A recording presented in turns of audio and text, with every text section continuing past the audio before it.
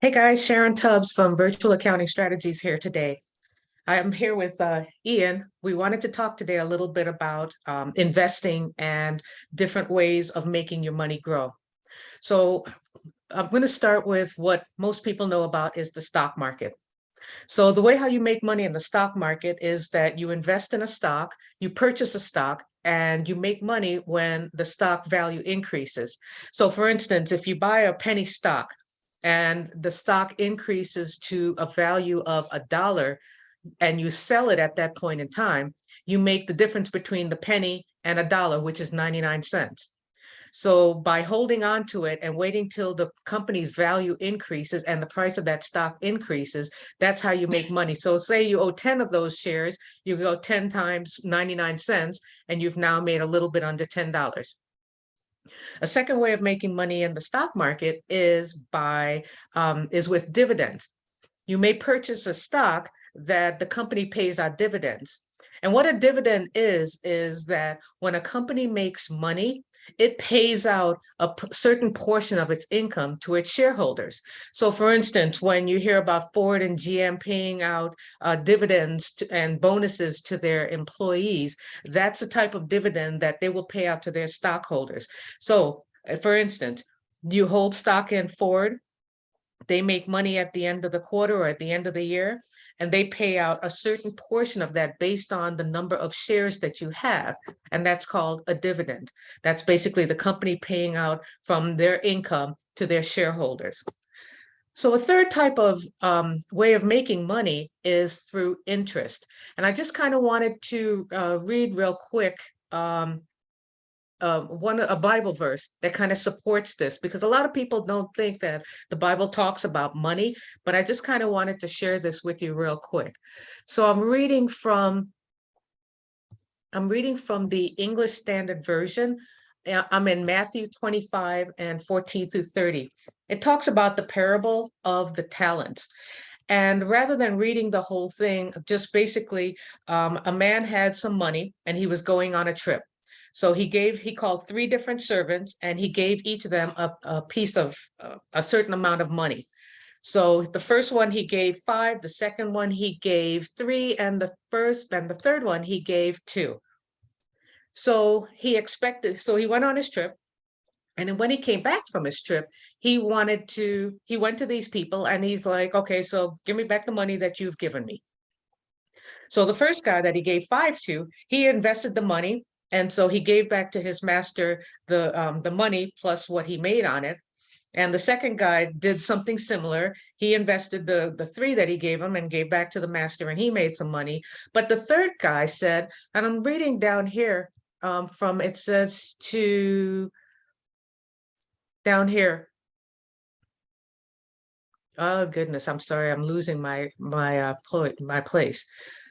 So he went to the third one, and starting from verse 24, he also had received the 1 talent, came forward to the master saying, I knew you were a hard man, reaping where you did not sow, and gathering where you scattered no seed. So I was afraid, and I went and I hid your talent in the ground. Here's the talent that you gave me. And the master said to him, you wicked and slothful servant, that means you lazy person. You knew that I reap where I have not sown and gather where I have scattered no seed.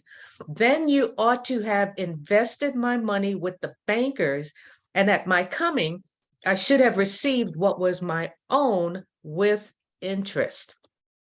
So that just kind of further shows that that the Bible does support you investing your money and making some money from it. So let's talk a little bit about interest and what exactly interest is. So we can go to the bank. I mean, whenever you have money, you have a lot of options of what to do with that money. Let me stop sharing. So you have a lot of options of what to do with your money. You can take your money, you can stuff it in your coat pockets and your bed and your pillowcases and just keep it at home to keep it safe. You know, you always stand a chance of somebody breaking in your house and robbing you, or, it just doesn't do anything for you, but you're secure that you have money. So a lot of people are afraid of putting money in the bank because people are watching them and this and that and the other. So you can do that. Again, your money may be safe, but it's not doing anything. It's not growing. It's not doing anything for you.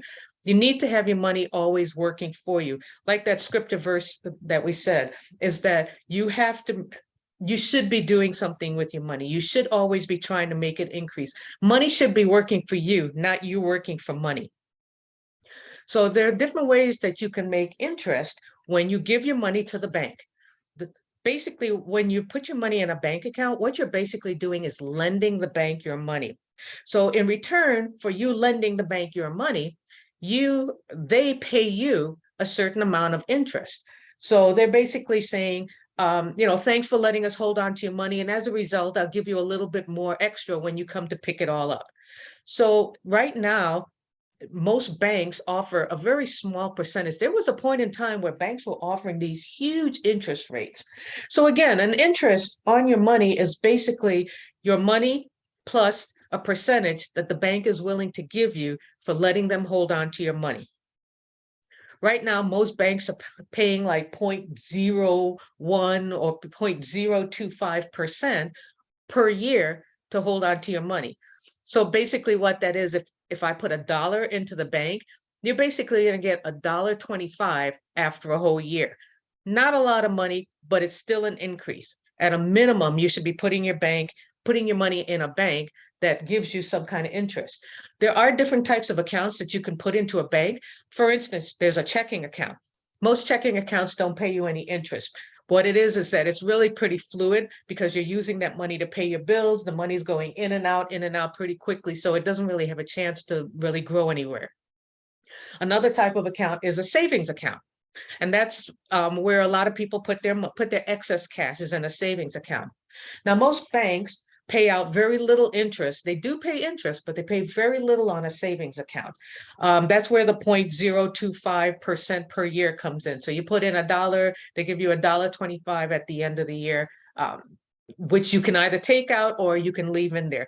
But that 25 cents that you've gained in interest, you're taxed on. It's considered income to you. There are other types of accounts that you can also put your money into that pay interest. There are bonds. There are certificate of deposits. There are money markets. So each one of those pays a different type of interest rate. So for instance, a money market account. Most banks offer a money market account. A money market is basically a longer term savings account, and it tends to pay you a little bit higher interest. Not a huge amount, but it does pay a little bit higher interest. There are other things that like bonds. There are a lot of different types of bonds. Bonds are things that companies, governments, banks issue where they're a very stable kind of an instrument. So you don't make a lot of money, but the return is guaranteed. They're guaranteeing you they're going to give you back your money plus a little bit extra. So that's why it's kind of like a bank, but they tend to give you a little bit better return. So a lot of people want to kind of get away from banks, so they go into bonds, and that's also fine. Good return, not great return, but at least it gives you something to look forward to long term. Most bonds are long term, so that you have to put your money in and it becomes inaccessible for about a year and a half. So they have different terms that you can put that money in. This brings us to another thing that recently has been very lucrative, is certificate of deposit. Banks offer what's called a CD, a certificate of deposit. It's basically another type of savings instrument. So again, we're lending the money to a financial institution, and they're promising to give you back your money plus a little bit more. And that little bit more is called the interest. So right now with certificates of deposits or CDs, there are traditional banks which are offering longer term returns. And then there are untraditional banks, which are basically online banks.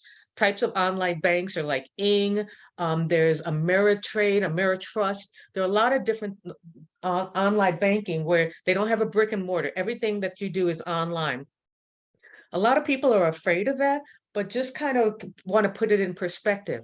Nowadays, most people don't even go to the bank. You can take a picture of your check and send it to the bank. And you have your debit card, you have your credit card. You never really need to actually physically touch cash nowadays. Most things are done online. They're done, you move the money from one bank to another. Cash app, that's another example. You never have to touch cash anymore. So everything is basically done in the cloud, and done online. So whether you bank at a brick and mortar or if you bank at a something online, it really doesn't matter. The other thing to know about banking is that the deposits that you put in a bank are federally insured by the government. So, back in the 40s, when we had the bank collapses, everybody lost all their money. So the government put in place since that time what is called an FDIC. That means that the money that you put in the bank is backed by the government. So if the bank fails, the government will pay you your money. The government will insure most accounts up to $250,000. So that means that if you put $250,000 into an account and the bank fails or the bank goes under or, who knows what happened, the bank blows up or whatever, the government is going to give you back your money. So that gives you a little bit of assurance that you don't really have to worry about losing your money. So let's talk about some more about these online banking and certificate of deposits. Right now, certificate of deposits are a higher interest rate than what you can get in the stock market.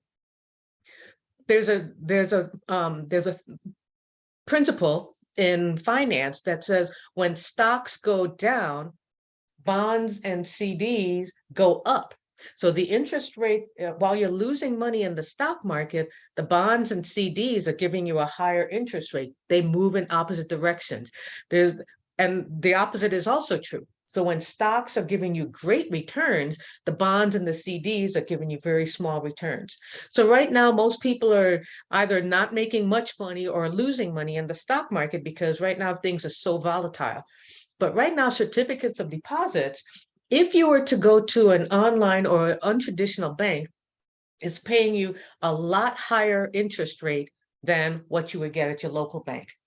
So right now, the best thing for you to do with your money, let me go a little bit even further. With a CD, it works kind of like a savings account, but it's to a next level. They hold your money for a certain period of time.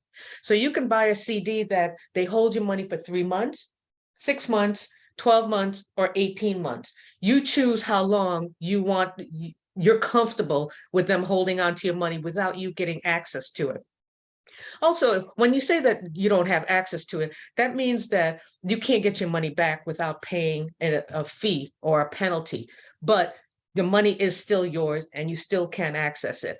If you know that you have something coming up, that there's a potential for you to be needing the money in the next 6 months, then you put in a CD in a term that you're comfortable with. If you know that the money is sitting there and you have it planned for a rainy day, for a long term, maybe you're saving up for a house or something like that, then you put it in a long-term certificate of deposit. But the longer the term is that you put that CD in for, the more interest that you're getting on it. So again, a CD is you're going to put your money in to an online bank. They're going to give you over a certain period of time, and they're going to give you back your money plus the interest that they will pay you for letting them hold on to your money. You can either take that money out or you can reinvest it and purchase another CD. That's what most people do when you don't need it, when you don't really need the money, is just keep reinvesting it. One thing to remember is the interest that you get on the CD, whether you take it or not, you are going to be taxed on it. So just something to remember. It's considered income, just like your paycheck is considered income. So you will pay taxes on it. So kind of go back in summary. Banks are safe. They really are. And they're backed by the government. So if anything ever happens, you're insured up to $250,000 per account. Look for some online non-traditional banks and see some of the instruments that they're offering, different terms, different dollar amounts, and the different payout structures. Definitely look for something. Don't let your money sit and do nothing. Let your money work for you as opposed to you working for your money. Let me give you a quick example.